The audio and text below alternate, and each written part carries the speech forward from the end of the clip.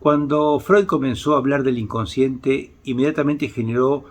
una importante fascinación con el tema, atrajo la atención de psicólogos y psiquiatras.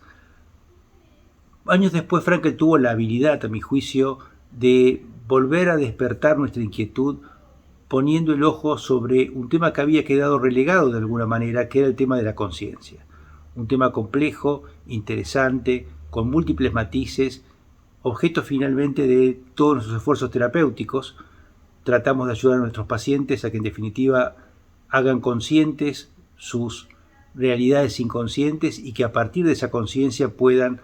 tomar un camino de salud. Es por eso que en este video vamos a hablar con algún detalle sobre cómo vemos la conciencia desde la óptica de la logoterapia. Acompáñennos. Sigmund Freud tuvo el indudable mérito de colocar en un primer plano de la atención de la salud mental a la actividad psíquica inconsciente.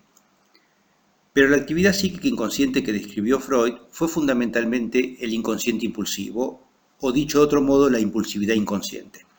Esa no es la totalidad de la actividad inconsciente, ya que más tarde Frankl aportó otro elemento que es la espiritualidad inconsciente o inconsciente espiritual,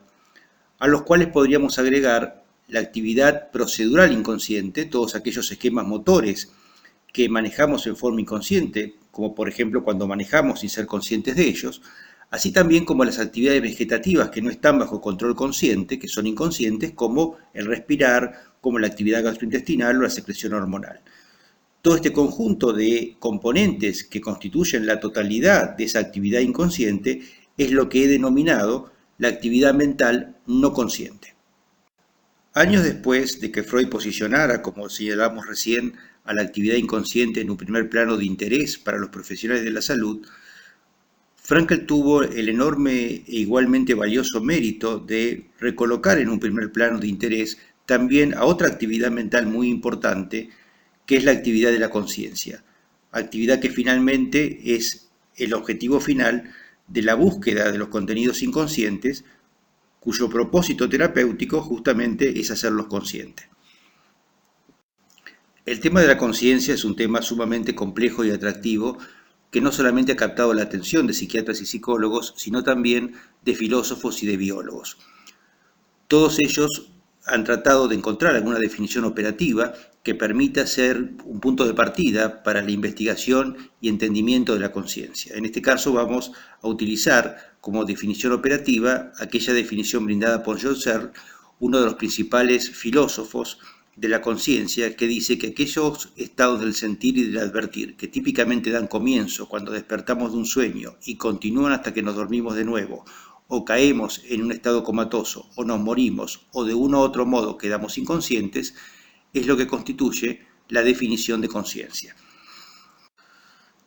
Para la logoterapia, esta definición de conciencia desde el punto de vista operativo, y por supuesto tomando en cuenta el sentido psicoterapéutico que tiene el trabajo sobre la conciencia de la logoterapia, es claramente insuficiente. Por eso la logoterapia va a reconocer en la conciencia un aspecto perceptivo, la conciencia como órgano perceptivo que nos va a permitir reconocer al mundo circundante y también reconocernos a nosotros mismos en lo que se conoce como autoconciencia, y también la conciencia como un órgano ético capaz de distinguir qué es lo que está bien, qué es lo que está mal, formular juicios, tomar decisiones, etc.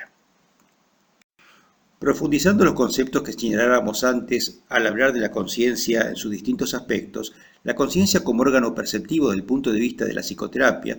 y particularmente la logoterapia, le permite a la persona la discriminación sobre los estímulos que lo rodean. De esa manera, ese órgano perceptivo le va a permitir reconocer, por ejemplo, el entorno geográfico en el cual se mueve y el contexto sociohistórico-cultural en el cual se está desarrollando su vida. Le va a permitir reconocer la temporalidad, la existencia de un pasado, un presente y un futuro, y al mismo tiempo reconocerse a sí mismo como partícipe activo en esa temporalidad. Y al mismo tiempo va a permitirle también reconocer al otro que está al lado y a todos los otros que lo rodean, y por lo tanto asumirse como integrante de una comunidad. La conciencia como órgano ético cumple una función fundamental en la vida humana y una función fundamental desde el punto de vista psicoterapéutico. La conciencia como órgano ético le va a permitir al ser humano reconocer valores y normas sociales dentro de las cuales se desenvuelve. Le va a permitir ponderar cuáles son las opciones que el mundo y la vida le ofrece y a partir de ese reconocimiento y percepción efectuar juicios de valor. Le va a permitir preguntarse qué es lo que está bien y qué es lo que está mal. Le va a permitir cuestionarse la relación entre lo fáctico, lo que está ocurriendo, y lo que debería ocurrir o lo deontológico. Y finalmente, a partir de todas estas posibilidades de reconocer valores, normas, opciones, efectuar juicios, cuestionar lo que hay y lo que debería ser, elegir cuáles son las conductas a seguir que cada ser humano decide implementar en un determinado momento y en una determinada situación. Por lo tanto, hacer consciente o ser consciente desde el punto de vista psicoterapéutico es ayudar a la persona que efectúa la consulta a que por un lado descubra su libertad, descubra la posibilidad que tiene de actuar a pesar de sus condicionamientos. También es ayudarlo a asumir su responsabilidad, a hacerse cargo de cuáles son las opciones que toma para desarrollar el proyecto de su vida. Es también permitirle reconocerse y comportarse como un protagonista, como un actor